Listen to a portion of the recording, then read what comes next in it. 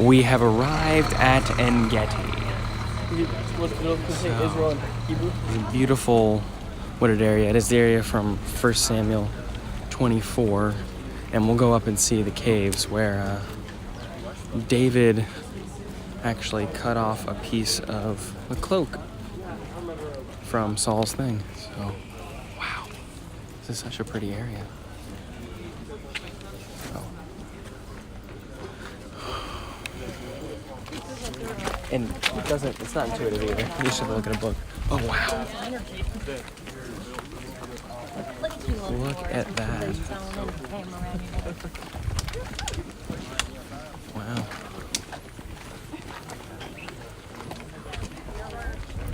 Look at Andy going.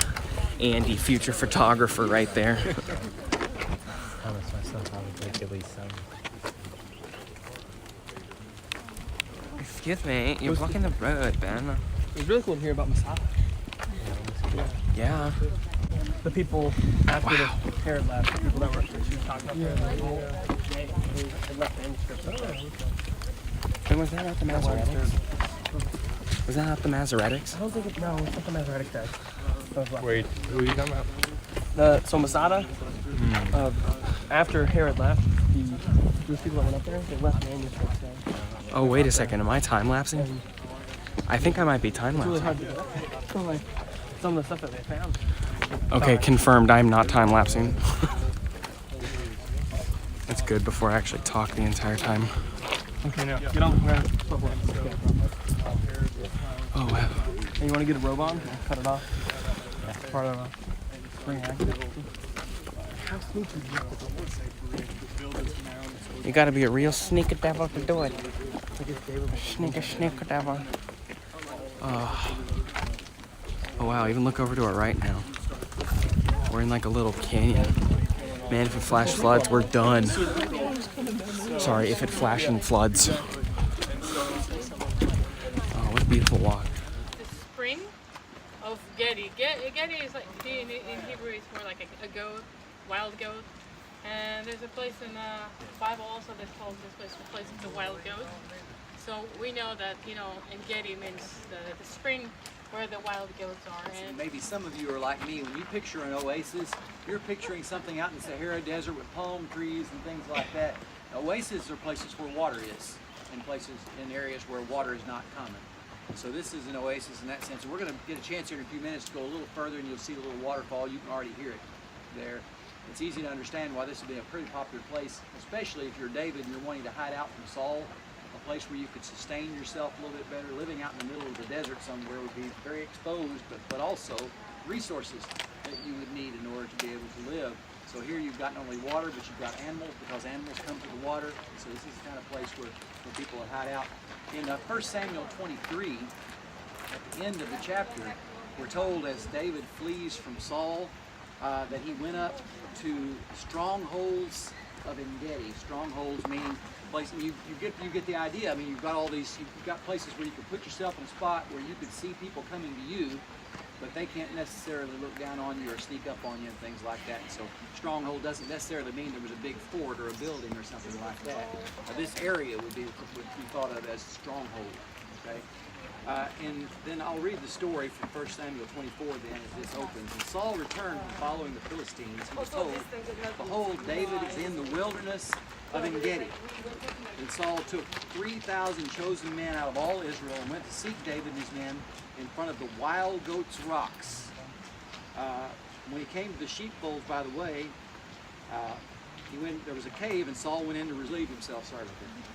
Now David and his men were sitting in the innermost parts of the caves. You could see caves all the way around here. Likely they were not all the way up on the side of one of these rock faces right here, but there are caves all throughout here.